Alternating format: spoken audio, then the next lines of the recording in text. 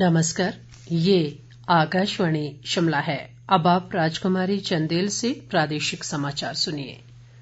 मुख्यमंत्री जयराम ठाकुर ने कहा है कि राज्य सरकार बर्ड फ्लू से निपटने के लिए पूरी तरह सतर्क है। धर्मशाला में आज एक बैठक में उन्होंने बताया कि बर्ड फ्लू की रोकथाम के लिए पौंग बांध के आसपास के क्षेत्रों की पूरी निगरानी सुनिश्चित की जा रही है और त्वरित प्रतिक्रिया दल भी गठित किए गए हैं।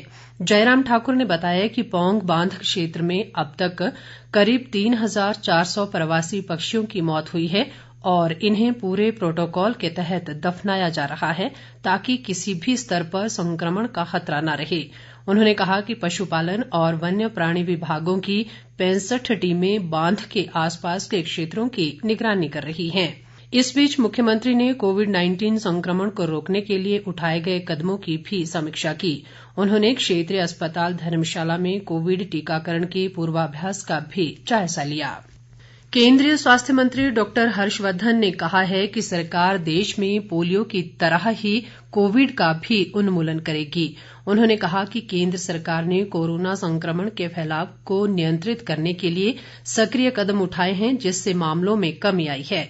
केंद्रीय मंत्री ने बताया कि देश में कोविड जांच के लिए 2,300 प्रयोगशालाएं खोली गई हैं जो 24 घंटे काम कर रही हैं। उन्होंने कहा कि उपचार की बेहतर व्यवस्था से देश में 1 करोड़ से अधिक लोग कोविड से स्वस्थ हो चुके हैं।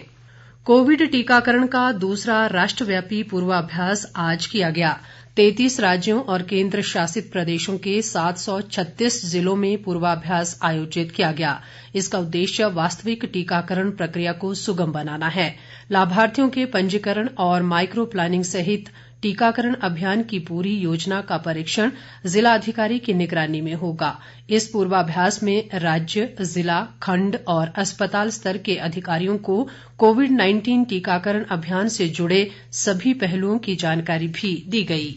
इधर प्रदेश में कोविड टीकाकरण को लेकर पूर्वाभ्यास किया गया। स्वास्थ्य विभाग ने सोलन में 3 स्थानों पर पूर्वाभ्यास कर टीकाकरण की तैयारियों का जायजा लिया। किन्नौर जिले में क्षेत्रीय अस्पताल रिंगांगपिओ, पूह और किल्बा में अभियान चलाया गया। कड़ाके की ठंड के बावजूद लाहौल स्पीति जिला मुख्यालय केलंग में 2 स्थानों सहित काजा में कोविड वैक्सीन ड्राई रन का आयोजन किया गया। उपायुक्त पंकज राय ने बताया कि 11 जनवरी को जिले में सामुदायिक स्वास्थ्य केंद्र और प्राथमिक स्वास्थ्य केंद्र स्तर पर यह अभियान चलाया जाएगा। कुल्लू में 75 कोरोना योद्धाओं पर टीकाकरण का पूर्वाभ्यास किया गया। प्रदेश में कोरोना संक्रमितों की संख्या बढ़कर 56,225 तक पहुंच गई है।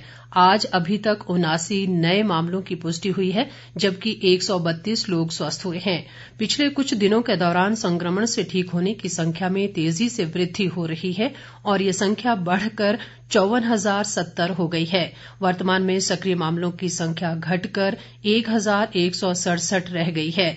राज्य में संक्रमण से अब तक 941 लोगों की मृत्यु हुई है।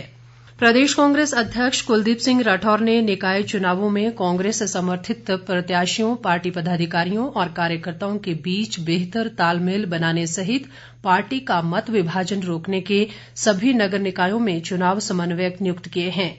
हालांकि ये चुनाव पार्टी चिन्ह पर नहीं हो रहे हैं, लेकिन इसके बावजूद परोक्ष तौर पर सभी राजनीतिक दलों से जुड़े प्रत्याशी इन चुनावों में हिस्सा ले रहे हैं। इसके साथ ही ये समाचार बुलेटिन समाप्त हुआ। नमस्कार।